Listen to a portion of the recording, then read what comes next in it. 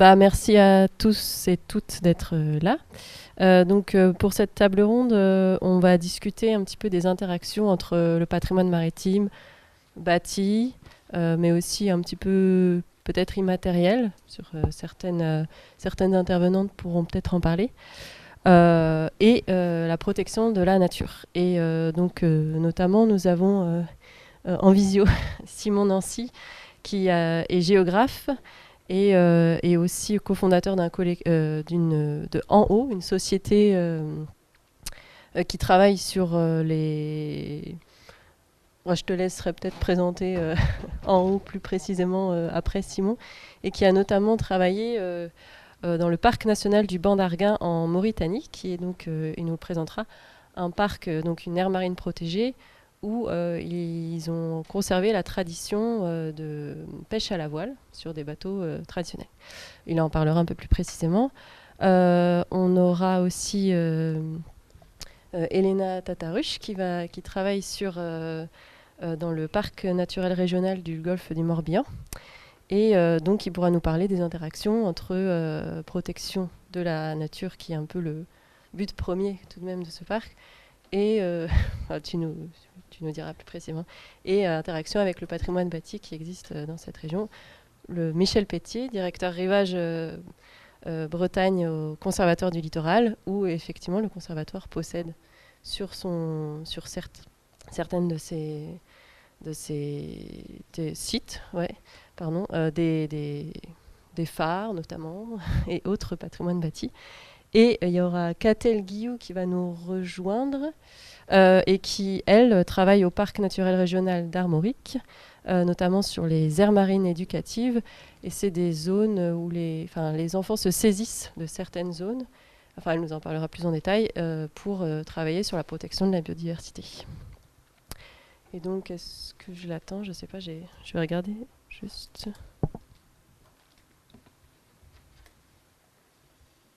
On va peut-être commencer. Ouais.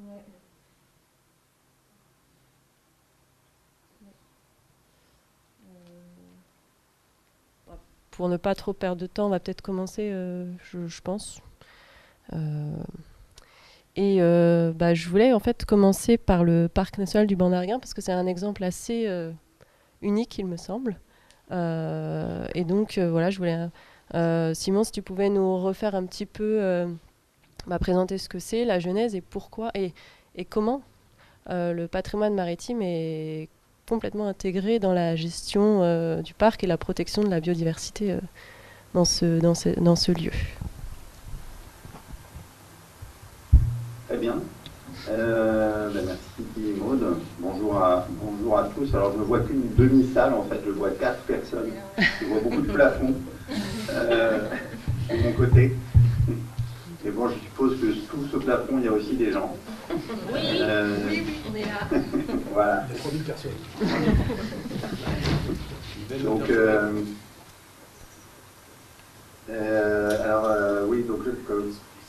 moi de me présenter, donc je m'appelle Simon Nancy, je suis géographe de formation et j'ai habité pendant 15 ans en Mauritanie, où j'ai beaucoup travaillé sur les aires protégées, sur les aires marines protégées, et où, avec ma compagne Marion, on a créé un bureau d'études qui s'appelle En Haut, dont la particularité est d'utiliser l'image aérienne comme un outil de discussion, un outil de concertation sur les enjeux du territoire.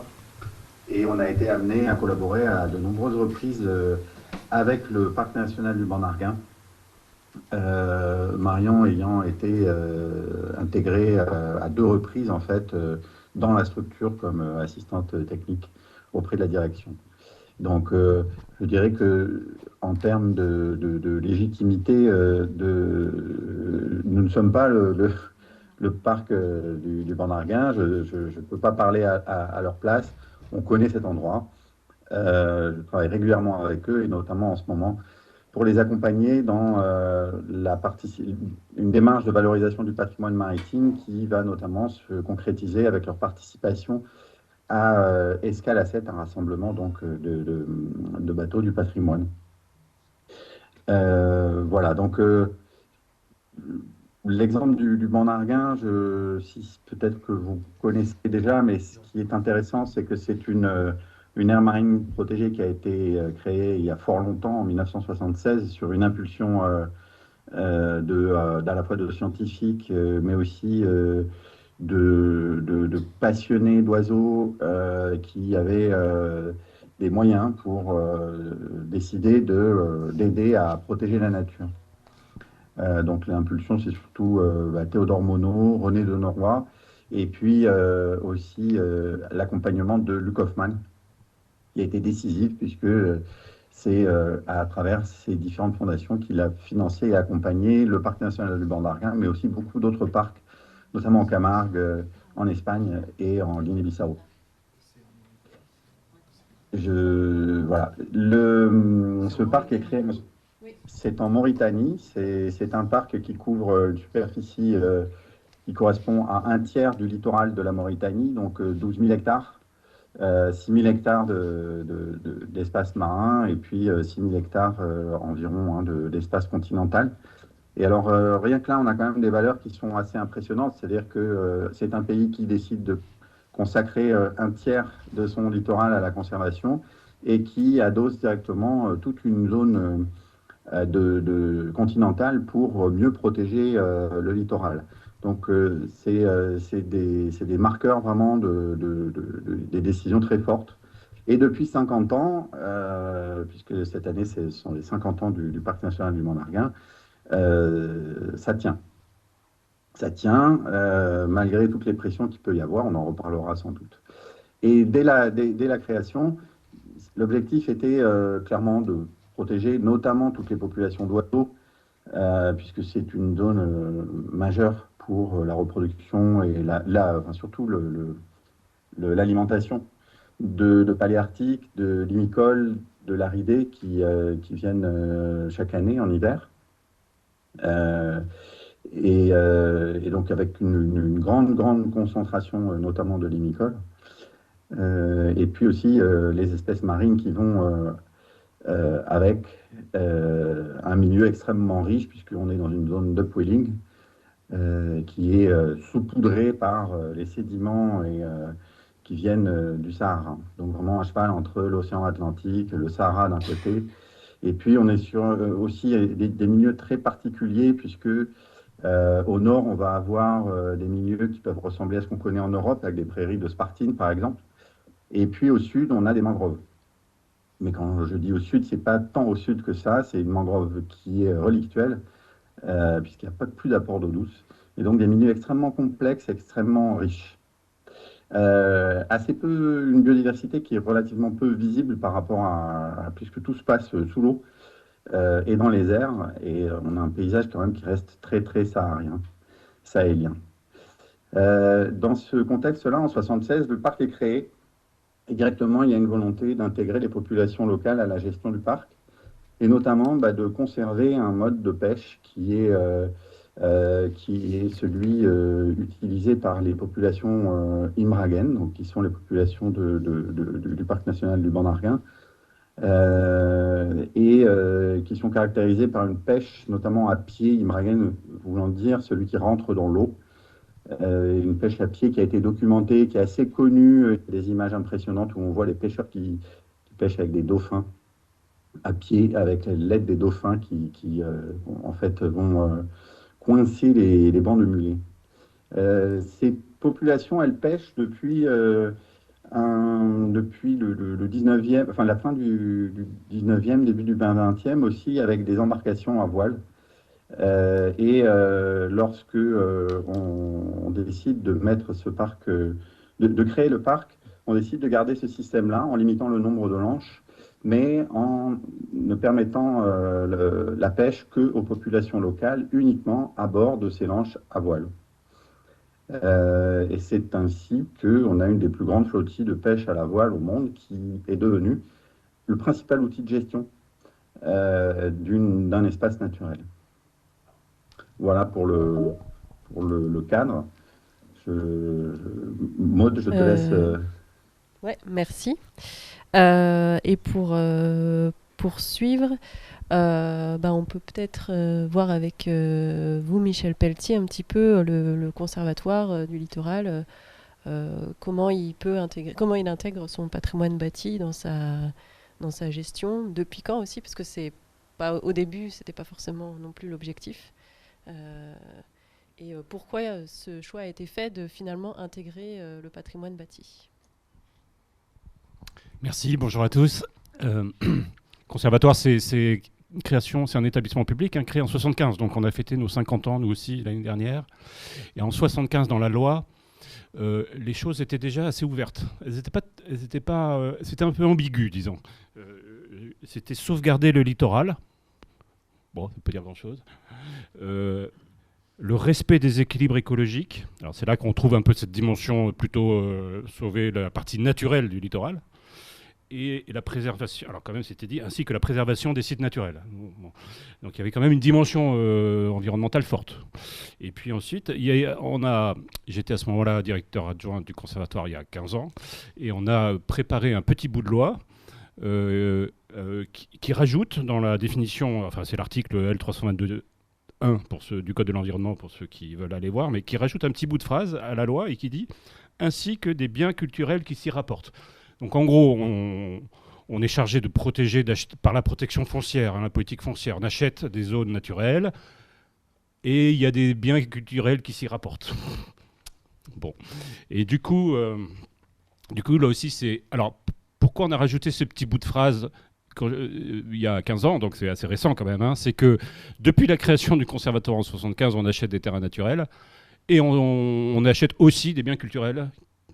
Et finalement, le bout de phrase de la loi est venu un peu affermir, enfin est venu un peu consolider et légitimer et renforcer et sécuriser aussi nos acquisitions de biens culturels. Parce que aussi bien, quelqu'un aurait pu le contester en disant pourquoi vous achetez ce bien.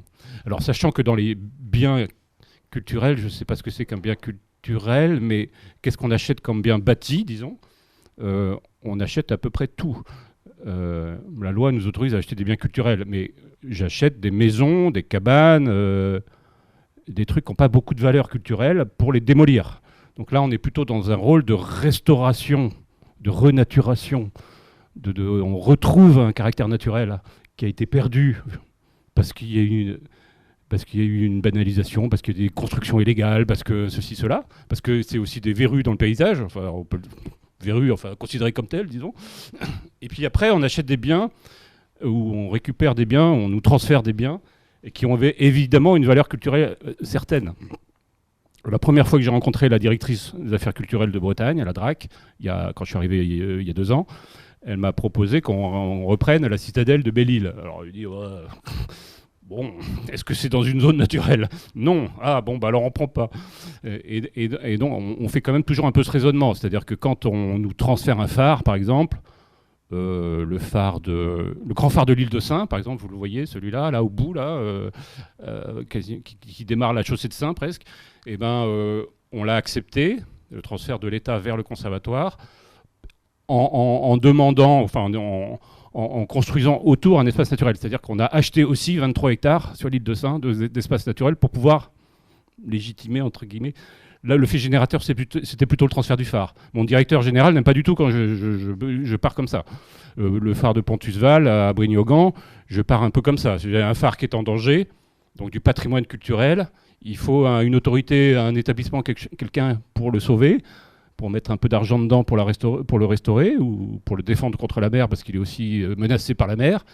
Je pars un peu du phare et je regarde, est-ce qu'il n'y aurait pas une zone naturelle à côté ? Et il se trouve qu'il y en a une, il y a un petit marais, il y a un petit bassin versant et ça va le faire. Enfin, j'espère, sauf si mon directeur général me dit non, le phare là c'est 2 millions d'euros, stop. Vous voyez ? Bon, donc après... Le but du conservatoire au départ, et c'est toujours le cas d'ailleurs, c'était vraiment de conserver des espaces naturels face à l'urbanisation, face au béton. Il fallait stopper le béton, c'est-à-dire éviter que les zones naturelles se transforment, et c'était le mouvement général depuis l'après-guerre, se transforment en marina, en zone d'activité commerciale, en lotissement, en tout ce que vous voulez, mais s'artificialise. Et qu'il n'y ait plus d'espace naturel. En Bretagne, je ne vous cache pas qu'il n'y en a pas beaucoup des espaces naturels. Hein. On n'est pas en Camargue, on n'est pas dans les Landes, on n'est pas en Occitanie avec des grands étangs. On est vraiment déjà dans une région qui était très occupée, très anthropisée, très construite aussi. Alors c'était du bâtiment un peu disparate, enfin un peu mité, mais globalement on a des maisons un peu partout. C'est pour ça que quand j'achète du littoral, quand j'achète des parcelles du littoral, souvent il y a une maison avec. Donc alors il y a deux options, c'est soit je dis j'achète la maison et je la démolis, ce qu'on a fait par exemple, ce qu'on est en train de faire à Sterbe-Ouest, si vous connaissez, en face à Locmiquélic, dans le marais de Sterbe-Ouest, il y a une digue, un marais, un moulin à marée très joli, qui a été malheureusement un peu remanié, ils ont mis des Velux, enfin bon, il faudra le remettre en état. Et puis il y a une grosse maison qui a été construite dans les années 70, moche, maison des années 70, voilà, et dont le pignon de la maison touche la grève, enfin vraiment dans la mer. Et donc la personne, il y a un décès du monsieur qui mis en vente par les enfants. Le prix de départ était 1,4 million. Donc vous voyez, c'est quand même assez cher. Il n'y avait pas que la maison, il y avait le moulin, il y avait la digue, etc. La digue est très, très mauvais état. Et j'avais très peur que quelqu'un achète cette maison parce que on était déjà propriétaire individu d'une partie de la digue. Donc en achetant la maison, le propriétaire m'aurait obligé à réparer la digue. C'était pas du tout mon intention. Mon intention, c'est au contraire de laisser partir la digue à la mer pour que la mer reprenne ses droits. Bon, du coup, on était un peu obligé d'acheter une maison. On l'a pas acheté 1,4 million, on l'a acheté 700 000 euros parce qu'on est des très bons négociateurs. Mais en attendant, ça fait cher quand même pour un objectif de démolition quand même. On va démolir la maison. Bon, vous voyez, c'est un peu l'idée. Bon. On conserve les biens naturels. On essaye de restaurer quand on peut et de supprimer ce qu'on peut. Et les biens culturels, on les garde. On essaye en tout cas. Les biens culturels, c'est les phares, c'est les forts, c'est les moulins à marée, c'est les perrets, c'est les digues, c'est les murets, c'est les abbayes. Enfin, on a plein de... les blocos, on en a parlé tout à l'heure. On a énormément de biens culturels au sens bien bâti. Hein. Je ne parle pas des éléments plus immatériels. Mais, et parfois, on a même des bateaux, puisqu'on hérite de bateaux aussi. On a des pirogues sur le site de Moulin-Mer à Lagona. Voilà. Bon, bref, on a des trucs comme ça. Et donc là, notre but, c'est d'essayer de les conserver. Mais comme je le ferait un conservateur classique, hein, c'est-à-dire qu'on essaye de faire un état bâtimentaire, et puis on regarde... quel est l'état du bâtiment, et puis on essaie de faire des travaux dans la mesure de nos moyens, parce que mon directeur général me dit tes moyens financiers et humains, tu les consacres avant tout à l'espace naturel. Et donc, voilà, on essaye de faire ce qu'on peut. On en cherchait souvent, en général, le taux de financement de ces biens, des travaux qu'on engage, c'est de l'ordre de 10%. Mais il y a des exceptions. Le phare des Chats à l'île de Groix, que vous connaissez, là, la pointe des Chats, on a eu du plan de relance. Suite au Covid, l'État a mis en place un grand plan d'investissement et donc on a quand même pu mettre 850 000 euros dans ce phare. 850 000 euros, vous voyez, on en achète des terres naturelles à ce prix. Donc il y a un arbitrage à faire forcément, et sachant que le phare des Chats, je suis sûr que dans 50 ans, il aura disparu sous l'effet de la mer. Donc vous voyez, il y a des choses comme ça. Après, une fois qu'on a du bâtiment, dans la restauration de ce bâtiment ou dans son usage, on essaye de trouver une articulation c'est là qu'on en vient un peu à notre sujet, c'est une articulation assez... on essaye de faire communiquer ce bâtiment, ce bien culturel avec la nature environnante. Voilà, alors comment on fait ça ? Dans les travaux, on intègre la biodiversité. On prévoit même parfois des endroits pour... accueillir des chouettes, accueillir des chauves-souris, parfois même que ça, d'ailleurs, des petits gîtes à Ploua ou une petite maison, on en a fait un gîte à chauves-souris. Ça a choqué beaucoup de gens, mais bon, après tout, les chauves-souris ont bien le droit d'avoir des gîtes. Et puis, voilà, on essaye d'intégrer avec les architectes maintenant, mais on y reviendra. On essaye d'intégrer la biodiversité dans le bâtiment et faire en sorte que ça s'articule bien. Oui. Ah, d'accord, je le note. Merci. Et donc oui, effectivement, le conservatoire, c'est plus la biodiversité. Et donc, dans les parcs naturels, en discutant par mail, il y a aussi quand même l'intégration du bâti. Et donc, Léna Tataru, je vais vous donner la parole. Et après, ce sera à vous, Catel Guillaume. J'ai vu que vous nous aviez rejoints, merci. Et donc, vous pourrez parler de ce qui se passe à ce niveau-là, sur les interactions un petit peu entre bâti et protection de la biodiversité. Voilà. Merci. Bonjour à toutes et à tous. Donc en effet, je suis Elena Tataruk et ça fait 2 ans que je suis arrivée au Parc naturel régional du Golfe du Morbihan pour un contrat de 2 ans. Donc voilà, c'est bientôt la fin, mais c'était très bien. Et juste, parce que je vous en parlerai un peu après, mais initialement, moi j'ai plutôt une formation autour du patrimoine culturel immatériel. J'ai notamment travaillé en Normandie sur les pêcheries dont on a parlé tout à l'heure. Je travaillais dans le Sud-Manche sur les pêcheries fixes en bois, donc qui sont posées sur les strands, etc. Bon, voilà, mais un sujet à côté.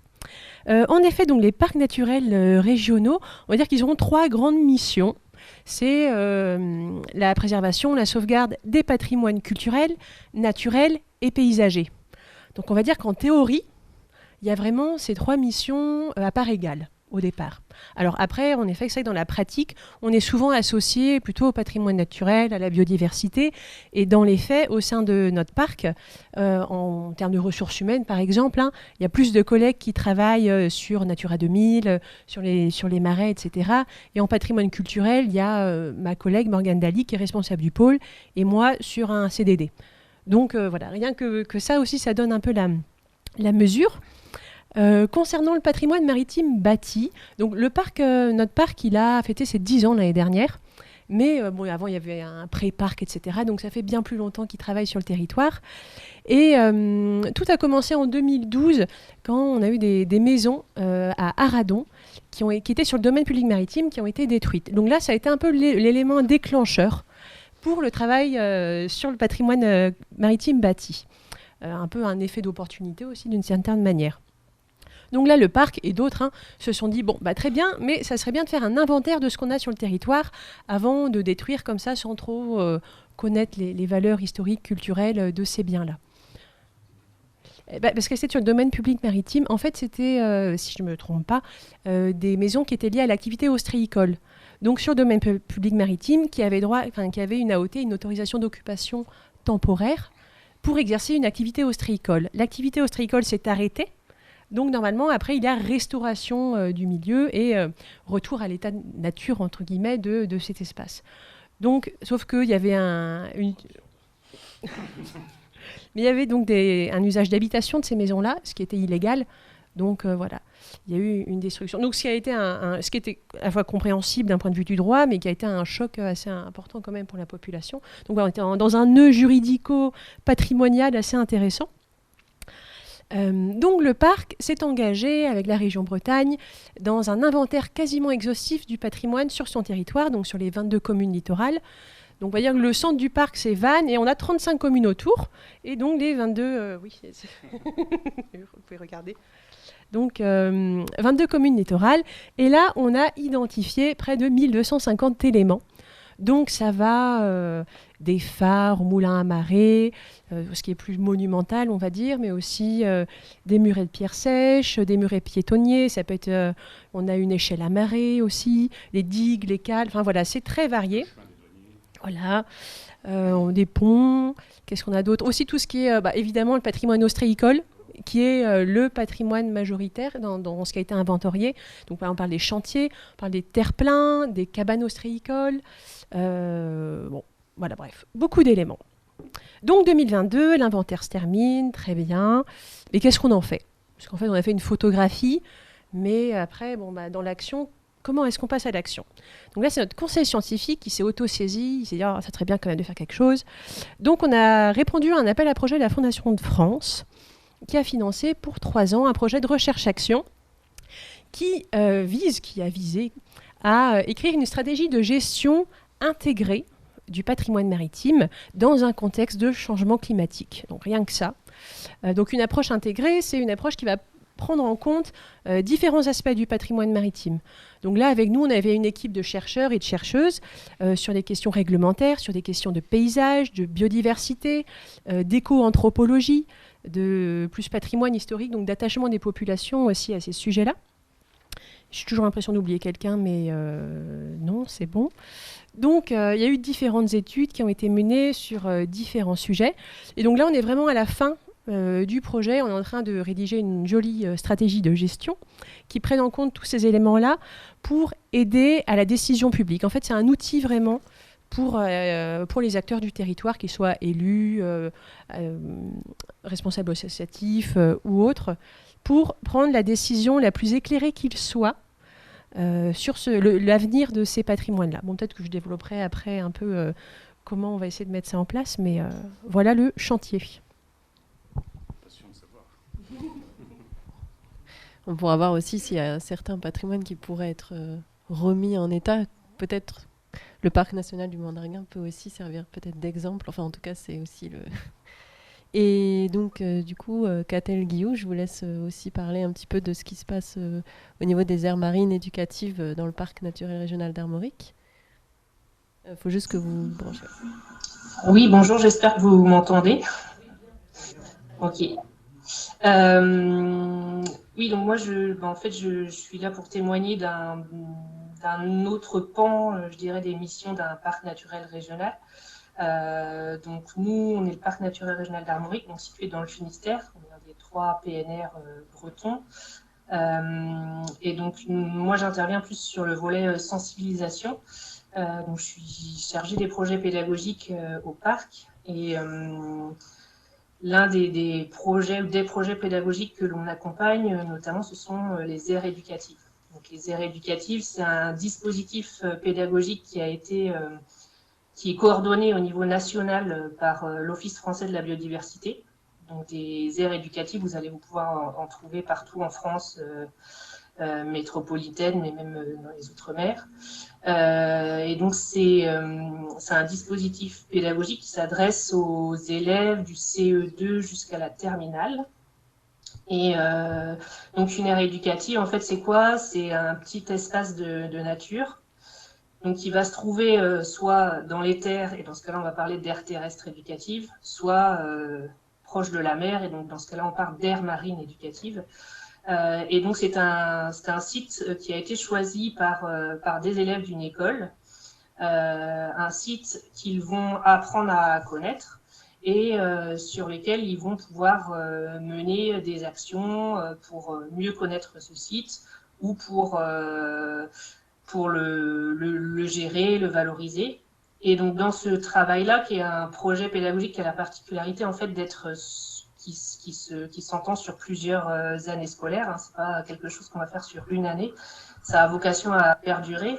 Et en fait, donc les écoles, dans ces projets d'aire éducative, sont toujours accompagnées par une structure accompagnatrice qui peut être une collectivité locale, un PNR, qui peut être une association d'éducation à l'environnement. On a parfois aussi des acteurs privés de l'éducation à l'environnement qui accompagnent des aires éducatives.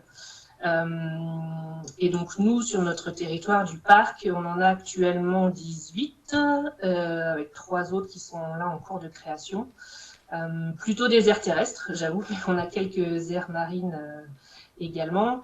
Et donc le lien avec la thématique d'aujourd'hui, patrimoine littoral, c'est qu'en fait, de prime abord, on peut penser que c'est un projet qui est plutôt tourné vers la biodiversité, et c'est assez vrai, c'est un peu la clé d'entrée, mais l'objectif, c'est vraiment que les élèves découvrent leur aire éducative sous tous les aspects. Donc en fait, ils vont commencer le projet par faire un diagnostic du site, où ils vont aller regarder effectivement quelle biodiversité on va trouver sur le site, mais ils vont s'intéresser aussi au paysage, au patrimoine bâti qu'il peut y avoir sur le site, aux activités humaines aussi, donc ça peut faire le lien avec des activités professionnelles type pêche, conchyliculture, agriculture. Ils vont aussi s'intéresser peut-être aux activités de loisirs. Alors, tout dépend en fait un peu de la typologie de leur aire éducative. Et donc à partir de cette connaissance du site, ils vont pouvoir effectivement décider de mener des actions.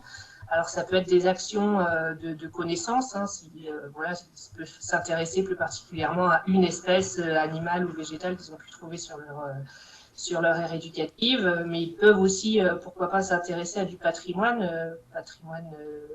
bâti, essayer de comprendre pourquoi il est là, son histoire. Et donc l'idée, c'est dans ces projets que les élèves ils aillent le plus possible au contact des acteurs locaux, notamment sur le patrimoine maritime qui gèrent ou qui entretiennent le patrimoine maritime. Donc ça peut être des collectivités, ça peut être des associations. Et là, c'est le rôle en fait des structures accompagnatrices, comme le parc par exemple, d'aller mettre en relation les élèves avec ces acteurs locaux pour en fait qu'ils comprennent en fait toutes les contraintes,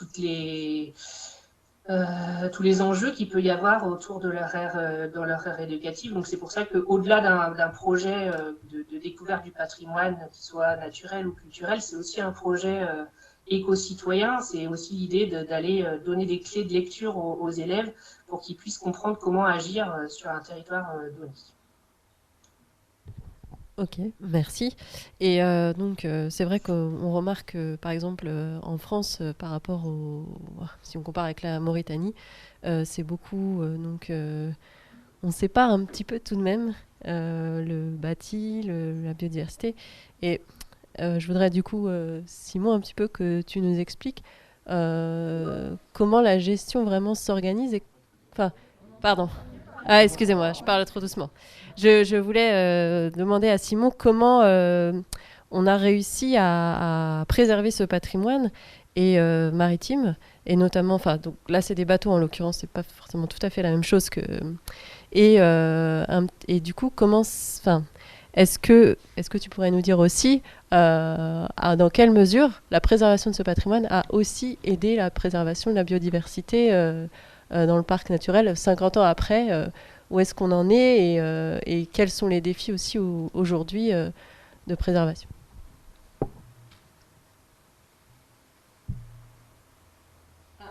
Ton micro est coupé. Non, ton micro est coupé.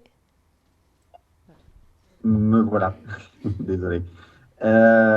Oui, alors, ce qui est protégé dans le parc, c'est pas tant un patrimoine qu'un outil de production.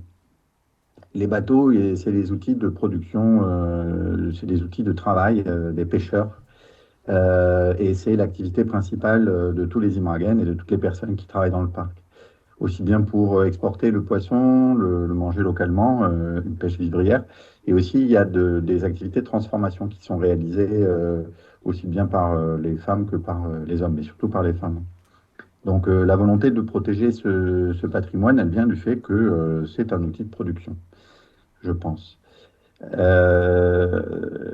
Ensuite, la deuxième partie de ta question, parce que je ne t'entendais pas très bien. Ah oui, c'était un petit peu quels étaient aujourd'hui les résultats au niveau de la biodiversité. Donc tu parles d'un outil de production, donc il y a eu quand même une volonté de conserver une activité humaine en fait sur ce territoire, malgré la volonté de préservation. Et donc aujourd'hui, est-ce que le fait d'avoir conservé cette activité n'a pas été un frein à la conservation de la biodiversité? A priori non, mais tu vas pouvoir nous le dire. Oui, en fait, en choisissant de conserver uniquement les lanches, c'est-à-dire il y a 100, alors j'ai oublié, je crois que c'est 113 ou 114 lanches, je crois. C'est une manière de limiter la pression de pêche. Une pratique de pêche à la voile, elle est beaucoup plus durable aussi, elle est beaucoup plus ciblée, elle est beaucoup plus qualitative. Et en ça, on est sur un modèle de pêche assez exemplaire qu'aujourd'hui un certain nombre de pays du Nord envient. Une pêcherie à la voile totalement décarbonée avec des bateaux qui sont entretenus depuis très longtemps. Donc effectivement, c'est devenu un modèle assez unique. Et par ailleurs, c'est aussi un modèle qui est reconnu comme un atout par les populations locales. Parce que les Imraguens, aujourd'hui, ils savent très bien que si demain on ouvre la pêche aux pirogues motorisées, il va y avoir une pression énorme sur la ressource et donc la zone ne va plus être une zone de reproduction et de développement de la biodiversité, mais va probablement être pillée très rapidement. Et il y a une grosse pression autour de ça. Et par ailleurs, les Imraguens sont aussi très conscients que cette pêche, dont ils sont en fait les seuls connaisseurs, hein, c'est un savoir-faire local, eh bien, les met à l'abri de beaucoup de dépenses liées au carburant, liées à l'entretien des bateaux. Alors voilà, tout ce que je viens de dire, c'est peut-être pas le moment, mais on peut aussi revenir sur ces différents points, parce que tous ces points ont des limites aussi. Mais en tout cas, en termes de modèle de gestion de l'environnement, il faut imaginer que quand on part en mer, en Manche, comme ça, on est survolé par des milliers d'oiseaux dont on entend les ailes bruisser, et il n'y a aucun autre dérangement. Et les pêcheurs en sont très très conscients qu'approcher les poissons comme ça, c'est beaucoup plus efficace qu'avec un moteur. Voilà, ça c'est pour, je dirais, un petit peu la belle histoire.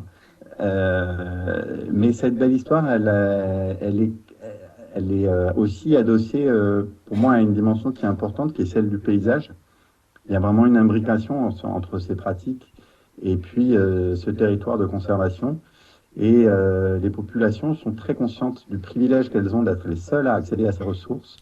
Et ce modèle, il tient parce que c'est vraiment une gestion concertée, partagée entre des populations et une administration. Alors les relations sont loin d'être faciles. C'est de la gouvernance partagée, donc il faut régulièrement remettre à plat les choses. Il y a aussi des limites en termes de pêcherie. Il y a des cas de pêcherie illégale. Il y a aussi le parc qui n'a pas toujours très bien manœuvré dans sa gestion avec les populations. Et puis, il y a aussi la limite d'avoir des bateaux en bois en plein milieu du désert. Peut-être que ça, on reviendra sur ce point plus tard.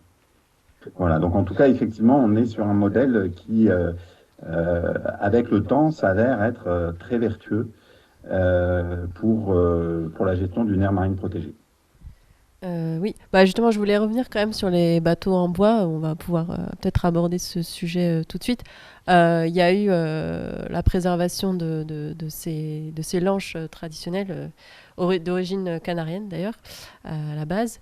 Et donc ça a été une volonté du parc assez rapidement de les conserver et donc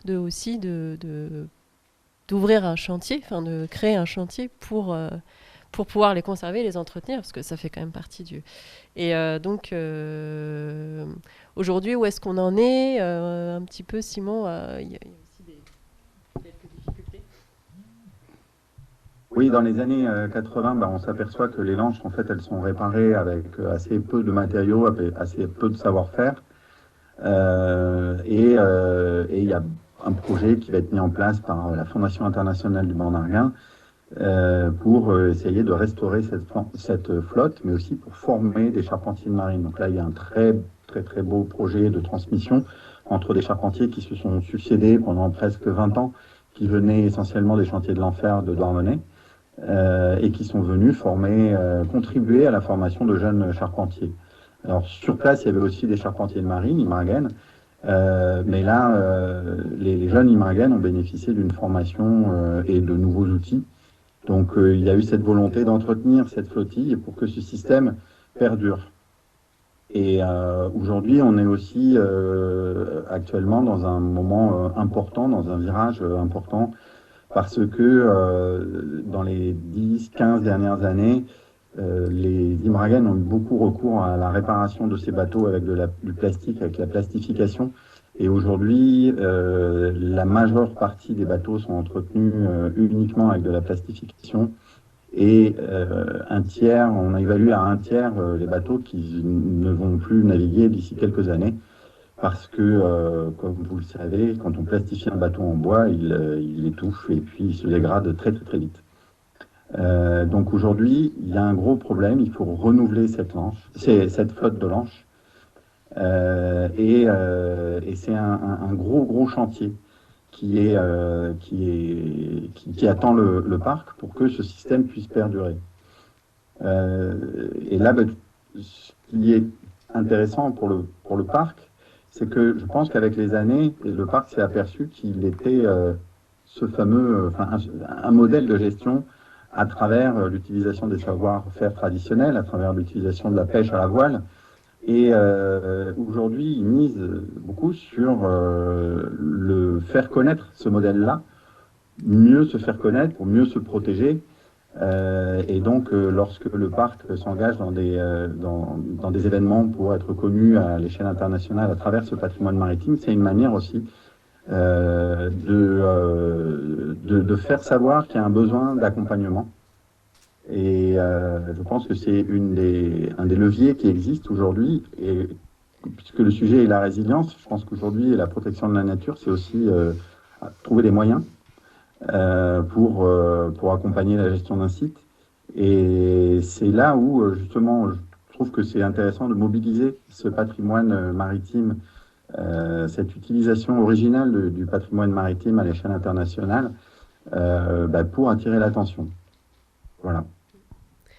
Ok, merci. Et du coup, je voulais un petit peu voir avec vous, Catel et Léna, un petit peu ce que peut-être ça vous inspire, et aussi avec les exemples ce qui se passe sur vos parcs, un petit peu en rapport avec le patrimoine bâti et la biodiversité. Donc parfois, comme vous disiez, la biodiversité s'installe dans le patrimoine et du coup, en fait, le préserve un petit peu finalement. Et parfois, il faut peut-être accepter de détruire pour faire revenir la biodiversité. Ou alors peut-être, je ne sais pas, réutiliser un patrimoine bâti. Peut-être qu'on peut faire un peu de prospective pour reprendre un peu des activités humaines plus durables. Voilà. Elena, je vous laisse. Oui, c'est ça, pour compléter. En fait, les interactions entre biodiversité et patrimoine maritime, elles ne sont pas a priori positives. Et parfois, il peut y avoir des tensions entre, alors même, je parle même en interne, alors des tensions c'est fort, mais en interne, au parc, avec nos différentes casquettes, voilà, chaque collègue, agent va avoir un petit peu forcément ou son approche plus biodiversité, ou son approche plus culturelle, et ça prend du temps en fait que chaque partie, sa culture, on va dire, aux connaissances de l'autre, et qu'on trouve des terrains de compromis aussi sur ces sujets-là. Alors dans le cadre du projet, on a notamment travaillé sur les anciens terre-pleins ostréicoles du Bonneau, donc du port du Bonneau en rivière d'Auray, pour travailler sur les interactions biodiversité et patrimoine maritime. Donc sans a priori, vraiment les interactions. Et on a fait aussi une étude comme ça au niveau du moulin de Berneau sur l'île d'Ar, donc il y a un moulin à marée, donc je vous en parlerai après. Et alors notamment au niveau des anciens terre-pleins ostréicoles. Donc initialement, c'était des terre-pleins qui étaient fabriqués avec la technique de la pierre sèche. Donc sans mortier, c'est vraiment l'assemblement des pierres et l'équilibre qui est formé. Donc l'eau, elle peut s'infiltrer, ressortir librement. Voilà. Donc l'activité ostréicole au Bonneau, elle s'est arrêtée fin des années 70 à peu près avec différentes épizooties. Mais sauf que maintenant, en fait, ces anciens terre-pleins, c'est devenu un lieu de promenade.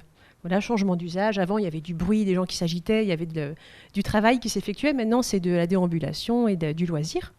Donc, sauf que, en fait, ces anciens terre-pleins, c'était un soin presque quotidien qui était apporté aux pierres sèches. Les ostréiculteurs savaient comment remettre. Enfin voilà, il y avait vraiment ce soin quotidien. Donc, au fur et à mesure, forcément, ils se sont dégradés. Et ils ont été restaurés, ou en tout cas remaçonnés, et avec des techniques différentes. Donc c'est des chercheurs de l'UBO qui ont été voir ça, avec un terrain initial qui a été sur la rive d'en face de Plunérette, donc là qui n'avait pas été anthropisé. On avait vraiment un peu de falaises, de vasières. Et de l'autre côté, on a vu différents stades. On avait les terre-pleins qui étaient encore en pierre sèche, bien debout. Donc on a regardé à la fois la vasière, ce qu'il y avait dans les interstices des pierres et également la végétation sur les terre-pleins. Ensuite, on avait un autre stade qui était un peu dégradé et puis rejointoyé par endroits, voilà, un petit mélange. Et le dernier stade, c'était ce qui avait été remaçonné, mais là avec des joints en ciment. Et on a tout bouché. Et alors ça fait propre, ça fait propre. Et puis on se dit c'est plus sécuritaire, mais bon, pas forcément. Bon.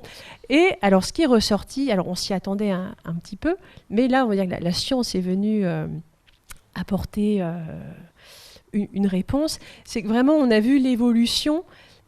Forcément, entre des murs qui ont été jointoyés au ciment, il n'y a plus aucune vie. forcément dans ces interstices. Et également, ça apporte une dégradation plus rapide parce que ça ne respire pas. Donc l'équilibre de la structure ne tient pas et c'est des blocs entiers ensuite qui viennent à se décrocher. Alors que les murs qui étaient en pierre sèche, là, il y avait même une faune particulière qui était venue se mettre dans les interstices des pierres. Donc voilà, donc c'était juste pour dire que là c'était plutôt un cas alors positif ou négatif, je ne sais pas, mais en tout cas les techniques de restauration, elles ont un impact très fort aussi sur la biodiversité en présence sur ces espaces-là.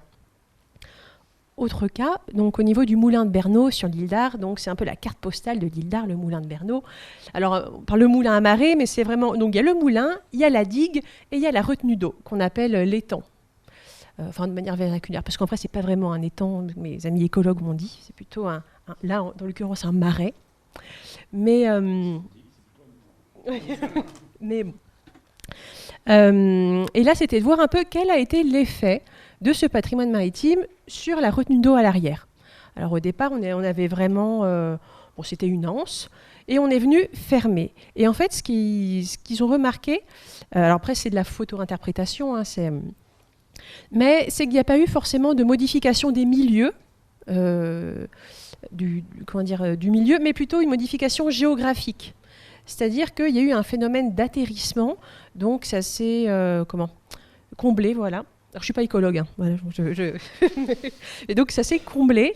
Et parce que donc finalement, avec un effet moindre, on dirait, du patrimoine maritime, du patrimoine bâti sur la biodiversité, parce que le moulin marais, donc cette grande digue de près de 300 mètres, il y a deux entrées où l'eau, les marais continuent à jouer leur rôle. Donc un phénomène moindre, avec un risque quand même de refermer le milieu. Donc c'est-à-dire que vraiment tout le marais prenne la place et qu'il y ait de moins en moins d'eau, en gros. Bon, en parallèle, il y a le changement climatique, donc l'élévation du niveau de la mer et l'érosion du trait de côte qui fait que de l'autre côté, la mer, elle est de plus en plus à s'infiltrer.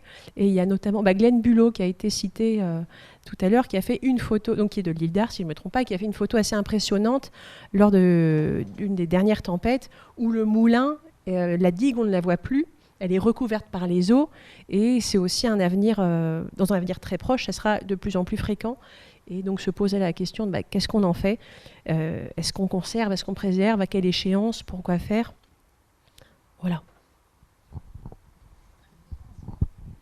Et oui, donc Catel Guillou, un petit peu la même question pour vous au parc naturel d'Armorique. Alors nous, sur les projets d'aire éducative, on va avoir un positionnement un peu différent puisque c'est des projets où en fait c'est vraiment les enfants les élèves qui sont au cœur du dispositif. Et donc en premier lieu, c'est eux qui vont choisir leur aire éducative. Donc souvent ils visitent 2, 3, voire 4 sites. Donc au final, quand on va travailler sur un projet d'aire éducative, on ne va pas, entre guillemets, choisir le patrimoine auquel on va s'intéresser. Ça va être vraiment les élèves qui vont choisir le site et on va aller étudier ce patrimoine qui est présent sur site.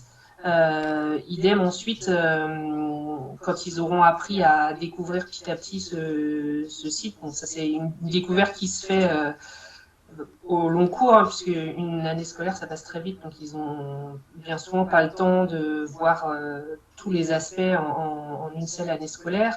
Mais après c'est eux qui vont aussi guider les projets et choisir ce à quoi ils vont vouloir s'intéresser. Et là-dessus, finalement, on travaille à travers le regard des enfants, mais on va pas être amené à faire des études poussées, par exemple. Ça va être de l'observation avec eux, ça va être aussi aller peut-être chercher justement des intervenants qui, eux, ont pour le coup étudié le patrimoine dont on parle. Par exemple, on accompagne le collège des îles du Ponant à Ouessant, qui a une aire éducative qui se trouve sur le site du Prat, si vous connaissez l'île. Et donc, dans le cadre de la découverte du site, le professeur responsable du projet nous avait demandé de faire une intervention sur sur le patrimoine bâti présent sur et autour du site. Donc là, on a par exemple un lavoir sur la plage, on a du patrimoine militaire, on a le village aussi du Prat qui se trouve en haut de l'aire éducative. Et donc là, on a travaillé avec Erwana Laridon du service régional de l'inventaire du patrimoine bâti qui avait réalisé justement l'inventaire du patrimoine bâti sur le site, sur l'île d'Ouessant, et donc qui était venu proposer une intervention aux élèves. Donc, et le lien avec la biodiversité, il va se faire justement à travers ce diagnostic-là, où là, les enfants vont peut-être se rendre compte que dans le patrimoine, on va retrouver certaines espèces.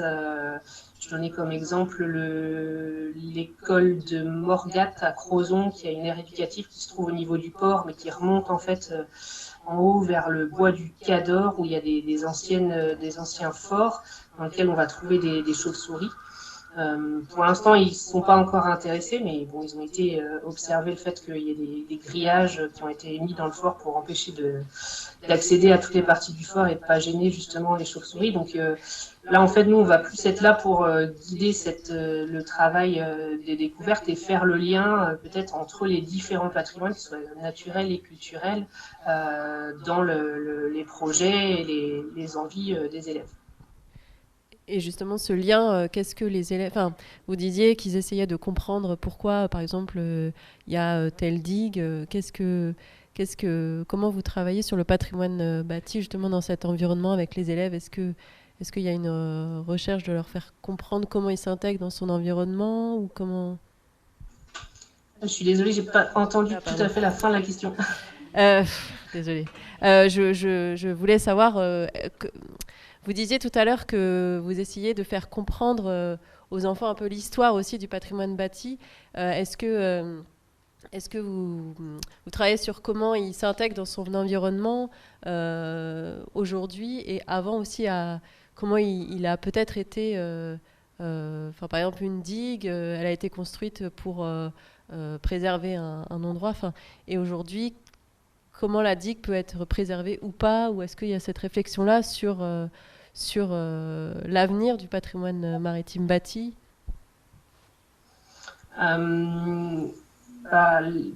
Les enfants, parfois, vont... Là où nous, on va voir du patrimoine bâti, eux, ils ne vont pas forcément voir du patrimoine bâti. Je prends par exemple une aire marine éducative à Logona d'Aoulas. Sur leur aire marine, ils ont un ancien moulin à marée. Et dans le cadre de ce projet-là, lors d'une des années scolaires, ils ont voulu s'intéresser à l'étang en fait, qui avait été créé justement pour faire fonctionner le moulin à marée. Eux, l'objet, c'était d'étudier la zone humide que représentait cet étang. Mais c'est vrai qu'à partir de cette problématique-là qu'eux vont avoir, effectivement, on va pouvoir étendre à pourquoi il y a un étang à cet endroit-là, à quoi ça servait, est-ce qu'il y a un usage toujours actuellement. Là, en l'occurrence, ce n'est pas le cas parce que le moulin n'est plus en fonctionnement. Et parfois, là, ce n'est pas le cas, mais ça peut déboucher aussi sur des projets d'élèves, notamment, souvent ce qu'on retrouve, c'est des projets de porter à connaissance d'informations. Les élèves vont vouloir mettre un panneau, vont vouloir parfois, quand ils retrouvent des déchets sur leur aire éducative, installer une poubelle. Donc c'est là aussi, on va aussi les amener à travailler sur parfois les périmètres de protection qu'il peut y avoir. Là, je reprends le cas d'Ouessant, où les élèves effectivement voulaient implanter un panneau sur leur aire éducative. On est venu leur expliquer qu'ils se trouvaient dans un site inscrit, que s'ils voulaient installer un panneau, il allait falloir monter un dossier, travailler avec les architectes des bâtiments de France. Donc c'est petit à petit aussi comme ça qu'on amène des choses sur la protection du patrimoine bâti. Qu'est-ce qu'on peut faire, qu'est-ce qu'on peut ne pas faire. L'idée, c'est pas de leur dire non là, ça c'est interdit ici. L'idée, c'est de les pousser à aller dans cette idée-là, et puis parfois aussi juste leur faire aller rencontrer les élus de la mairie pour qu'ils se rendent compte que voilà, placer une poubelle là, ça on le fait plus, parce que qui dit poubelle dit ramassage de poubelles, et que quand on peut pas aller les ramasser suffisamment souvent, les gens les mettent à côté. Donc l'enjeu actuellement, c'est plus de mettre des poubelles partout. Et donc c'est comme ça aussi qu'on amène petit à petit ces enjeux de protection du patrimoine bâti. Et après, il peut y avoir aussi des questions d'usage, puisque là, je prends un autre cas sur une autre aire éducative à Crozon, où ils ont un lavoir également sur leur aire éducative, où là, les enfants se sont confrontés un peu au voisinage et à l'usage que faisaient les voisins de ce lavoir qui est propriété communale, où les riverains avaient l'habitude de venir nettoyer le lavoir et donc enlever toute la biodiversité qui avait pu s'y installer, notamment des tritons, des larves de salamandre, pour que le lavoir soit propre, et après qu'ils puissent notamment je crois que c'était laver la combinaison de plongée ou des choses comme ça qu'ils avaient l'habitude de faire dans le lavoir. Donc le fait de voir arriver toute une école sur ce site qui vient notamment étudier toute la faune qui peut se développer dans ce lavoir, ça les a un peu contrariés, c'est le moins qu'on puisse dire. Donc là, il y a eu une médiation qui s'est faite avec la mairie et des compromis trouvés sur les usages entre les enfants qui voulaient étudier ce site et les riverains qui veulent continuer à l'utiliser pour leur usage personnel. Ok. Et pour finir, et après je vous donnerai la parole pour des questions ou des interventions. Sur un petit peu, on a parlé des usages, et le conservatoire notamment parfois essaye notamment sur les phares, essaye de redonner un usage à certains bâtis de façon, c'est aussi une manière de le préserver dans un sens, et parfois aussi peut-être ce bâti peut servir pour la biodiversité. Est-ce que vous pouvez nous donner quelques exemples? Déjà, pour rebondir sur l'intervention précédente, la question de l'entretien des bâtiments patrimoniaux se pose aussi aux adultes, parce que typiquement, il y a un conflit assez rapide. Les architectes nous disent il faut débroussailler, il faut refaire tout un pan de mur comme ci, comme ça, et vous attaquez forcément du lierre, vous attaquez et là, il y a un arbitrage à faire qui n'est pas simple. Les blocos, on en a parlé tout à l'heure, pareil, il faut défricher absolument le blocos pour pouvoir le mettre en valeur, montrer la mitrailleuse, le truc. Bon, alors que c'est un endroit où il y a plein de chauves-souris. Donc là, il y a vraiment un conflit, c'est ce que tu disais, un conflit entre la nature et la culture, en quelque sorte. Alors comment on règle ces conflits? C'est pas évident, il faut trouver la bonne ligne de crête. Mettre un peu de lierre, débroussailler à la bonne époque, enfin il y a des astuces, mais c'est pas facile. Je vous ai dit tout à l'heure que le conservatoire, c'était surtout pour conserver des zones naturelles pour qu'elles ne deviennent pas artificielles. Et une fois qu'on est propriétaire de ces zones naturelles, nous voilà bien. C'est-à-dire qu'il faut les entretenir aussi. La nature s'entretient, se gère. L'idée, d'ailleurs, c'est d'essayer d'arriver au meilleur état de la biodiversité, faire en sorte que tout ça fonctionne bien. Ce qui est quelque chose de très compliqué. Et quand il y a des bâtiments et quand il y a des usages, faire en sorte que tout ça fonctionne en bonne harmonie avec la nature. Et donc le travail et le jeu, c'est de trouver justement ces moyens d'assurer une compatibilité avec des usages et des enjeux de biodiversité. Parce que la loi nous impose, je reviens à la loi, mais la loi nous impose, quand on achète des parcelles qui sont des parcelles privées, ça devient du domaine public du conservatoire, du domaine qui nous appartient à tous, de ce fait, ouvert au public. Et donc à partir du moment où on ouvre au public, on doit assurer justement c'est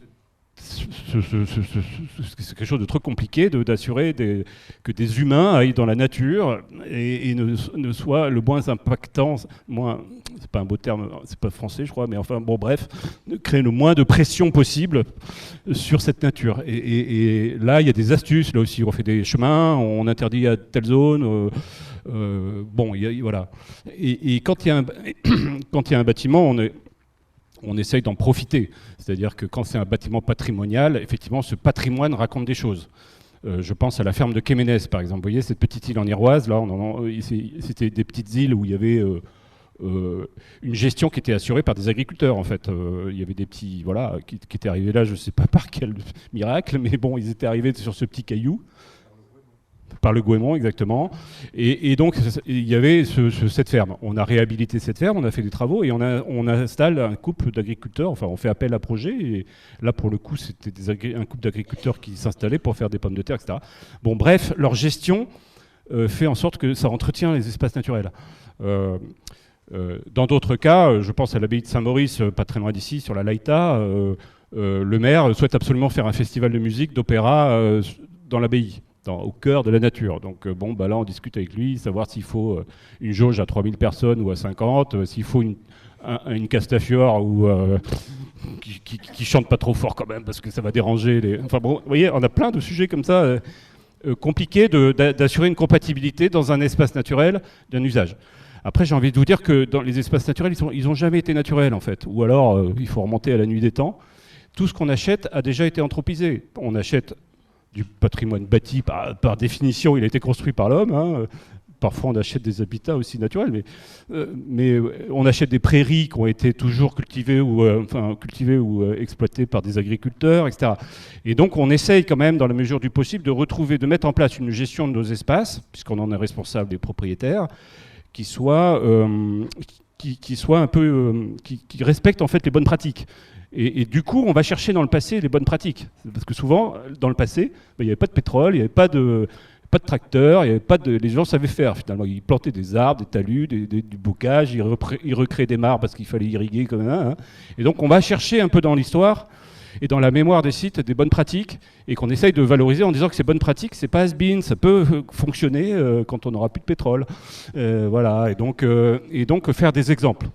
Et donc on installe des agriculteurs. Alors c'est compliqué, hein. Objectivement c'est compliqué pour eux parce que ou des ostréiculteurs et en leur imposant un cahier des charges, pas d'intrants, pas de pesticides, pas de ceci, pas de cela. Et les pauvres ils tirent un peu le diable par la queue parce que voilà, et notamment l'élevage qui est en grande souffrance. Donc on essaye de valoriser leur activité en disant, vous voyez, ce modèle, il est vertueux, on peut faire vivre une famille. Ceci dit, à Keménès, ils ne vivraient pas avec de leurs patates, ils vivent grâce aux gîtes qui assurent. Voilà. Et donc quand on transforme, pour répondre à ta question, Maud, quand on transforme un phare, qu'est-ce qu'on fait d'un phare ? On essaye systématiquement, en tout cas on évite de ne pas le faire, de raconter l'histoire du phare. À quoi ça sert ? Pourquoi on l'a mis là ? C'est quoi la sécurité maritime ? Les ingénieurs qui ont travaillé dessus, les gardiens, les familles, hein, on raconte l'histoire du lieu. Et c'est un peu la tradition, au conservatoire, on est attaché à la fois au paysage et à l'esprit des lieux, on appelle ça comme ça. C'est-à-dire pourquoi ce lieu est unique, qu'est-ce qu'il a connu dans le passé et comment on retrouve, sans être passéiste, hein, mais comment on fait vivre ce lieu. Je ne vous cache pas que parfois... c'est compliqué, hein. À la Pointe du Raz, quand on a démoli les hôtels, on nous a beaucoup reproché d'avoir démoli les hôtels en disant ces hôtels, ils étaient pas un peu ce que tu disais tout à l'heure, hein. Quand on démolit quelque chose, c'est toujours assez complexe. Donc ça, il faut au Cap Fréhel, quand on a démoli la Fauconnière, pareil, les gens du coin, ils nous disaient, vous avez démoli l'endroit où on a passé la première communion de la petite fille. Voilà, et c'est attaché à la mémoire. Donc là, le travail qu'on doit faire, c'est un travail de mémoire. D'ailleurs, j'annonce qu'on va l'année prochaine, cette année, on va faire une rencontre nationale. On serait tous invités sur la mémoire des sites. C'est comment on entretient cette mémoire, qui a habité là, pourquoi. Ce lieu a souvent été protégé avant nous. Et d'ailleurs, on nous l'a vendu. Donc, c'est que des gens souhaitaient qu'il soit protégé. Donc, comment on valorise aussi cet acte de vente, de protection finalement qu'on fait en confiant son bien au conservatoire. Voilà, et puis donc on rappelle systématiquement l'histoire du lieu, et ensuite on essaye d'en faire une maison du littoral, on appelle ça comme ça, c'est-à-dire un lieu de rencontre entre le garde du littoral, l'agent qui s'occupe du site, qui l'entretient, qui le connaît, etc., et le public, pour qu'il y ait ce passage en disant vous êtes sur un site du conservatoire, c'est un site naturel, vous allez y trouver des tritons et je ne sais pas quoi, des mouettes, et voilà comment tout ça fonctionne. Et donc il y a un lieu de rencontre, parce que là, finalement, il faut créer cette rencontre celui qui entretient la nature, celui qui vit dans le site, et les publics qui viennent visiter le site, et qui se rendent compte aussi des efforts collectifs de la nation qui sont faits pour préserver ces sites. Voilà. Première réponse, mais je pourrais parler. Oui, bah, malheureusement, une heure et demie, c'est pas suffisant. Je ne sais pas si vous avez des questions par rapport à poser ou des interventions, hein, d'ailleurs, c'est pas... Oui, bah, allez-y. En Mauritanie, j'aimerais savoir quelle taille de bateau que c'est et combien de personnes sont à bord et avec la profondeur qu'il y a aussi. Parce qu'au Sénégal, par exemple, ce sont des pirogues motorisées qui pêchent, mais il y a aussi des chalutiers industriels qui viennent prendre là. Et les Sénégalais ont de moins en moins de poissons.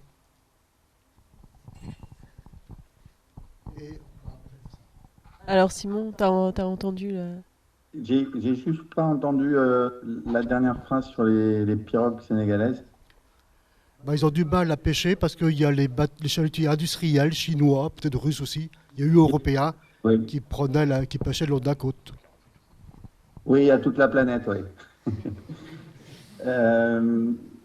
Alors les bateaux sont donc des lanches, c'est assez particulier parce que c'est des lanches qui sont héritées des Canariens, donc ce sont des lanches d'une dizaine de mètres en moyenne, qui sont gréées en voile latine. Elles ne sont pas pontées. Et voilà. Après, il y a des modèles un petit peu plus petits aussi qui ressemblent un peu à des barquettes ou à des pointus qu'on peut trouver en Méditerranée. Ce sont des embarcations sans quilles, hein, qui sont particulièrement adaptées pour naviguer dans les petits fonds. Et ces petits fonds, c'est justement la caractéristique du Mandarguin, puisque c'est tout un entrelac de chenaux avec des zones où il y a très très très peu de fond. Donc en fait, à part une petite pirogue motorisée ou une lanche comme ça, hein, sans quilles, sans saumon, un bateau va s'échouer directement. D'ailleurs, il y a quelques bateaux de la pêche industrielle qu'on trouve échoués depuis très longtemps, hein, à l'intérieur. Et quant à la pêche industrielle, le parc, aujourd'hui, c'est un des derniers bastions de résistance, hein, par rapport à toutes ces pêcheries. Il y a eu beaucoup de problèmes avec des intrusions aussi en limite du parc. Mais il y a la pêche industrielle, mais il y a aussi la pêche artisanale, hein, parce que cette flottille de pêche, elle est très nombreuse et elle a un impact très très fort sur la ressource aussi. Donc il ne faut pas systématiquement, je rappelle juste qu'il ne faut pas systématiquement opposer la petite pêche artisanale et la pêche industrielle. La petite pêche artisanale peut aussi avoir un impact dans certaines zones protégées qui peut être particulièrement important. Voilà, concernant les bateaux. Merci. À l'île Le Saint, vous avez acheté le phare? Cette question et après je passerai la parole à quelqu'un d'autre. À l'île Le Saint, il y a la digue ou c'est à côté qui est plus ou moins cassée? C'est vous qui allez l'entretenir? C'est une excellente question parce que, vous voyez, l'île de Saint, on a fait 4 millions d'euros de travaux sur le phare. Et on finit le gîte. Vous êtes tous invités. C'est un gîte de 15 personnes, vachement sympa. Et au moment où on demande l'autorisation d'ouvrir le gîte, le préfet nous dit non, on n'ouvre pas parce que c'est trop dangereux, la digue est en mauvais état et vous ne pourrez pas réouvrir tant que la digue n'est pas réparée. Sauf que la digue, elle ne nous appartient pas et que personne n'a envie de mettre à nouveau 5 millions pour réparer la digue. Et donc, nous voilà bien. Donc, j'ai rendez-vous avec le préfet bientôt pour lui dire c'est dommage quand même, tout cet argent public. Et puis peut-être qu'on peut y aller quand il fait beau, vous voyez, l'été. Bon, bref, on va trouver une solution. Mais oui, c'est une bonne question. C'est-à-dire que le patrimoine culturel, il est exposé, maritime, hein, en particulier. Il est très exposé, on l'a vu tout à l'heure. Les ports, j'en parle pas. Les terre-pleins, j'en parle pas. Enfin, les phares... en particulier les phares en mer. Là c'est une phare sur une île, et donc parfois ils sont protégés par des systèmes de protection. De la même façon, les espaces naturels, ils sont aussi protégés. Ce qu'on disait tout à l'heure sur les digues qui protègent des marées, c'est-à-dire avec des systèmes hydrauliques qui permettent d'entretenir une biodiversité d'eau douce. Ils sont aussi menacés quand la digue est menacée. Penentoul, il y a plein de digues qui sont menacées partout. Et d'ailleurs, c'est souvent des digues très patrimoniales parce que elles ont été faites au je ne sais pas quel siècle, et donc elles sont en pierre, elles sont très belles. Et donc souvent d'ailleurs les ingénieurs nous disent non mais on va la renouveler en béton et ça sera beaucoup mieux, beaucoup plus solide. Alors, on dit, bon, puis moins cher. Bon, bref. Et donc là, typiquement, effectivement, la question se pose. On l'a vu tout à l'heure, hein, c'est est-ce qu'il faut dépenser des 1000 et des 100 pour protéger un patrimoine, naturel ou culturel ? Voilà, donc la question, je vous la pose. Est-ce que vous êtes prêt à payer 5 millions pour financer cette digue ? Ou sinon, on évacue pour le même prix toute l'île de Saint. C'est sans doute la première île qui sera obligée d'évacuer. Quand j'étais à l'inspection générale, on m'a proposé de travailler sur Saint-Pierre-et-Miquelon, à Miquelon exactement, pour déplacer le village. Parce que le village est exposé. Et donc, il y a un plan de déplacement du village, un peu comme Jakarta, à plus petite échelle, mais c'était pas inintéressant parce on en avait l'emplacement, donc dans la colline, pour passer d'une zone basse à une zone un peu plus élevée. Et donc, on discutait avec les habitants pour savoir où on allait mettre l'église, la mairie, la maison de Madame Truc, qui voulait pas habiter à côté de Monsieur Machin. Enfin bon, bref, vous voyez, c'était compliqué, mais c'était intéressant. Une autre question ? Oui, c'est un petit parallèle entre le golfe du Morbihan et le banc d'Arguin. Ça paraît très loin comme ça. Mais dans le golfe du Morbihan, il y a eu des conflits d'usage au niveau de la pêche et des périodes de surpêche d'ailleurs et de conflits avec les gardes-côtes. Et il y a une particularité dans le Morbihan, enfin dans cette flottille de bateaux qu'on appelait les synagos. C'est que les femmes étaient à bord, ce qui était tout à fait différent de la plupart des ports où, depuis le décret Colbert, les femmes n'étaient pas bienvenues à bord des bateaux. Et donc ça, c'est déjà un point un peu particulier. Et ensuite, le lien avec le banc d'Arguin, c'est dans les années 30, il y a une femme qui s'appelle Odette de Puygaudot qui a embarqué à bord d'un synago et qui, du coup, a pu avoir un rôle d'inscrit maritime parce que pour pouvoir embarquer, il fallait avoir un rôle. Et donc, elle a réussi à embarquer donc, grâce à une famille synagote. Et ensuite, elle a navigué, alors, surtout Groix et Ouessant, où elle a fait des reportages sur la vie dans les îles à cette époque-là. Donc dans les années 30, c'était entre les deux guerres, quoi. Et alors c'est assez facile, je vous invite vraiment à lire. Il y a un bouquin qui a été réédité en poche qui s'appelle Grandeur des îles, donc de Odette de Puygaudot. Et c'est vraiment un témoignage super intéressant. Et on n'en a pas beaucoup en fait de témoignages de femmes par les femmes, et notamment à Ouessant, il y a vraiment une analyse très fine de la vie sur l'île. Et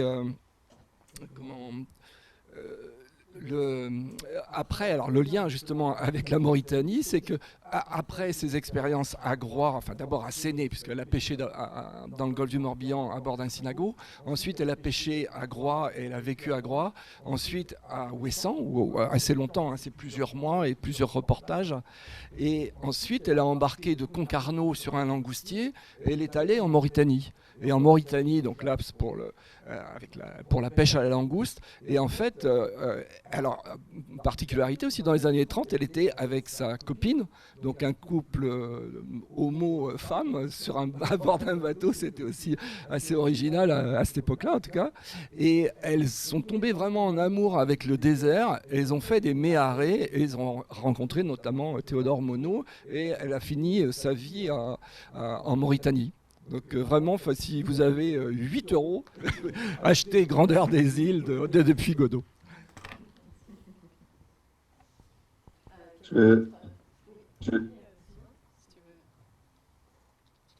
Vas-y Simon, si tu veux répondre. Oui, non, c'est Odette de Puygaudot, effectivement, elle a documenté, elle a fait un collectage incroyable sur les Imragen, et son travail est absolument magnifique. Et son livre s'appelle Pieds nus à travers le désert de Mauritanie ou le désert tout court. Et c'est effectivement un très très beau travail sur les gens de mer que je vous invite à découvrir. Je voudrais revenir juste sur le terme de résilience, parce que effectivement, pour reprendre les termes du capitaine de vaisseau, là, nos patrimoines naturels ou culturels sont agressés, sont attaqués, enfin je ne sais pas comment il faut le dire, c'était un peu un terme de militaire, mais ils sont sous pression en tout cas des effets du changement climatique, qui est lui-même issu des activités anthropiques. Hein. Il ne faut pas croire que il y a à côté les autres activités anthropiques, mais en gros des tempêtes, en gros sur l'élévation du niveau de la mer, la sécheresse, biseau salé qui change, et du coup plein de conséquences sur les activités humaines, sur les patrimoines, sur les usages aussi. Hein. On a un gros problème de la viticulture, qui était un système de gestion d'espaces naturels voilà, assez compatible dans le sud de la France, par exemple, disparaît. On est obligé d'arracher. Il y a la déprise agricole. Alors qu'il y avait de l'élevage, on est obligé de remettre des engins pour faucher, pour entretenir les prairies. Ça, c'est une vraie difficulté. Et dans ce qu'on porte, c'est que la meilleure défense contre ça, la meilleure réaction ou l'adaptation, c'est d'avoir des espaces naturels ou du patrimoine, plus généralement, résilient, c'est-à-dire qu'ils soient en bon état. Et pour être justement résilient, c'est-à-dire que quand vous êtes en bonne santé, vous résistez mieux à une attaque d'un virus. Bon, ben c'est pareil pour nos territoires, quand ils sont en bonne santé, ils résistent mieux à une attaque externe. Et donc, la conséquence de tout ça, c'est qu'il faut effectivement arriver au bon état, mettre en place des moyens pour qu'on ait des espaces naturels et du patrimoine qui fonctionne bien. Le moulin du Minaouet à Tréguin, il s'est effondré en partie, vous avez vu dans la presse, notamment parce qu'il n'était pas entretenu. Voilà, quand vous n'entretenez pas un bien, au bout de 50 ans, il s'écroule, quoi. Enfin, voilà, donc ce que je veux dire par là, c'est qu'il faut y revenir et faire de l'entretien préventif. Et si vous ne faites pas d'entretien préventif, donc ça c'est plutôt si on vous coupe les moyens du jour au lendemain et puis pendant 10 ans vous n'entretenez pas un bien, que ce soit naturel ou culturel, vous allez avoir des désordres, forcément.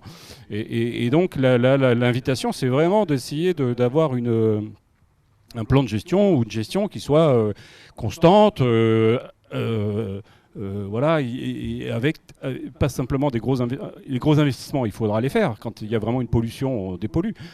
Quand il y a des bâtiments disgracieux, on les enlève. Mais quand il y a un baril qui ne fonctionne pas, on remet l'hydraulique en place. Mais il faut de l'entretien courant. Et ça, c'est très compliqué parce que c'est de la gestion. Donc c'est des moyens de fonctionnement, des collectivités en particulier, hein, ou d'autres. Et ça, c'est considéré comme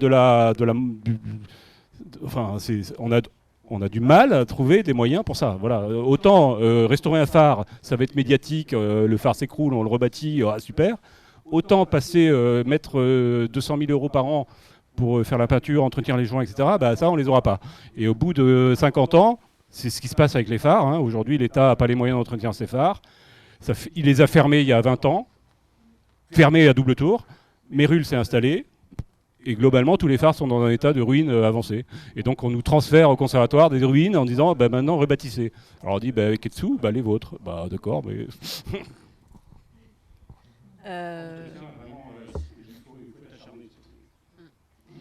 On n'a plus que 5 minutes. Oui. La notion d'usage aussi, avant l'entretien, peut-être. C'est que. Oui, mais qu'il y ait une utilité. Notre patrimoine maritime flottant, on prend l'Hermione et mal au point, aussi parce qu'un bateau, c'est fait pour naviguer. Un moulin, c'est fait pour moudre du blé et pour faire de la farine. Et il y a naturellement cette question des financements qu'il n'y a plus. Et petit message aussi, c'est que nous, en tant que personne, on a tous, de près ou de loin, quelque chose aussi à faire. Parce que quand on démolit comme à la Pointe du Raz, on a tous nos aînés, tous nos anciens. Quand on a dénaturé le paysage, alors que c'était dans l'objectif de rendre la Pointe du Raz à la nature. Cette notion de financement aussi, c'est que nous, en tant que contribuables, on a tous à un moment donné, soit par le bénévolat, soit en transmettant, soit en cofinançant, aussi à accompagner l'État et toutes ces prises de décision. Mais la notion d'usage, je pense qu'elle est fondamentale. Ensuite, la notion de financement. Parce que quand il y a des financements, la notion de restauration, après c'est plus qu'une question de savoir-faire et de prendre les bonnes décisions au bon moment. Vous avez raison, on essaye à chaque fois de retrouver des usages à nos sites et à nos bâtiments. Les fermes, on a beaucoup de fermes, parce qu'il y a beaucoup de fermes qui sont à l'abandon, hein, vous voyez bien, sur le littoral comme ailleurs. Et donc on essaye de remettre des agriculteurs avec des appels à projets, etc. Mais ils ont les difficultés que je vous ai dit. Les phares, s'ils sont toujours en usage pour la signalisation maritime,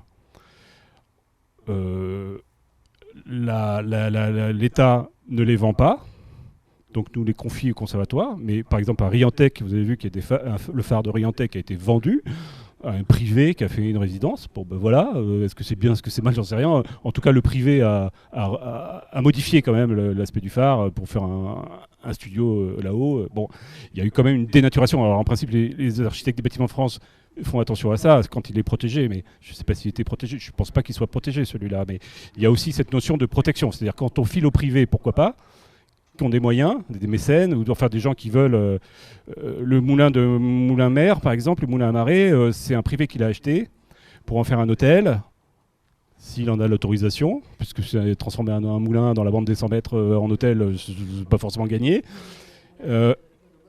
Oui, en attendant, il va investir 7 millions d'euros avec la Banque du Territoire, donc il y a aussi un peu d'argent public au passage, pour sauver le moulin et en retrouver un usage qui permette de vivre. Et nous, Conservatoire, on est partenaire dans l'opération. C'est que moi, je dis à M. Jacquelin qui a racheté, cet espace, c'est-à-dire ces 2 petits bâtiments, là, on va en faire des maisons du littoral pour accueillir les gens, faire une aire marine éducative, etc. On va devoir presque s'arrêter. Je ne sais pas si quelqu'un veut rajouter quelque chose ou l'un de vous qui êtes en visio, c'est peut-être plus compliqué. Ah, Simon. Et rapidement, vas-y. Vas-y, peut-être. Je vais peut-être donner la parole à Elena puisqu'elle n'a pas reparlé. Je vais lui. Non, mais juste pour aller plus loin, donc parler de la restauration, l'entretien, de l'usage, et donc dans le cadre du projet, on se posait ces questions-là, et donc voilà, résilience, capacité d'un territoire à absorber les chocs, donc dans la mesure du possible, on adapte, et quand on ne peut plus adapter, ça a déjà été évoqué dans la table ronde tout à l'heure, mais aussi la question du deuil. Et de l'accompagnement à la disparition. Alors c'est dur comme sujet, mais en fait, c'est encore l'étape d'après. Et nous, dans le cadre du projet, on a tenté quelque chose, on a repris la pyramide des besoins de Maslow, donc dans la théorie de la motivation, etc., où d'abord c'est besoins physiologiques, la sécurité, on a appliqué ça au patrimoine maritime. Et en fait, pour se dire, le minimum, peut-être, ça serait de conserver la mémoire, donc, comme tu en parlais tout à l'heure, faire des entretiens, des photos dans les archives, voilà, qu'il y ait au moins cette trace qui demeure, même si on sait que ça peut disparaître. Ensuite, il y a une conservation temporaire. Parce que souvent, on a cette image que du jour au lendemain, ça va disparaître.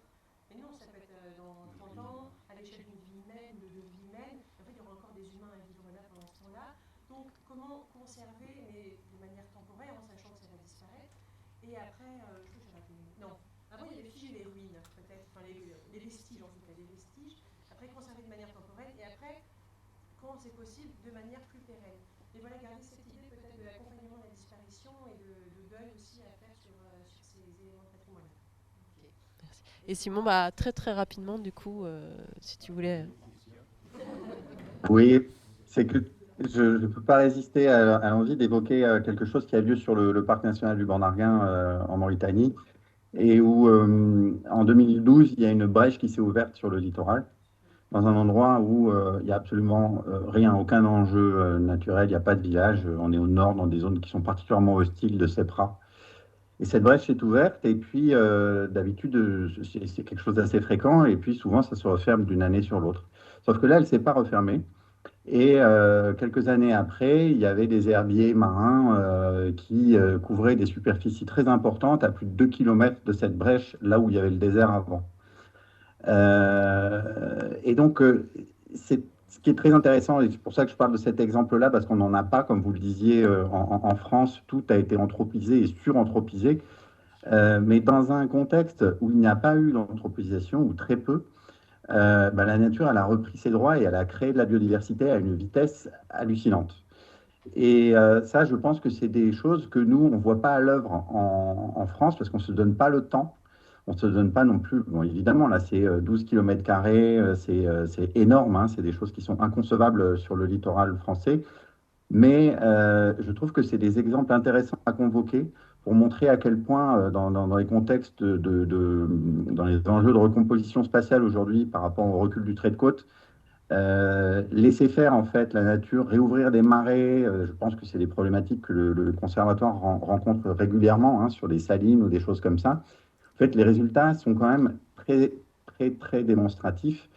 Et alors évidemment, c'est tout le paradoxe de protéger ou pas ce patrimoine, de savoir ce qu'on en fait. Mais l'exemple en Mauritanie de cette lagune là, qui s'appelle Belat, il est vraiment plein d'espoir parce qu'on s'aperçoit que si on laisse la mer faire et la nature rentrer, ça crée en fait encore de la biodiversité. Voilà, c'était juste pour souligner l'importance de ce site quand même au niveau international aussi par ses dimensions d'apprentissage. Je pense que c'est un endroit où on peut voir beaucoup de choses à l'œuvre qu'on ne peut plus voir en Europe. Merci. Et c'est vrai qu'on n'a peut-être pas eu le temps d'évoquer le projet Adapto du conservatoire, mais peut-être que la discussion pourra se poursuivre après la restitution par les étudiants et étudiantes. Voilà. Merci en tout cas.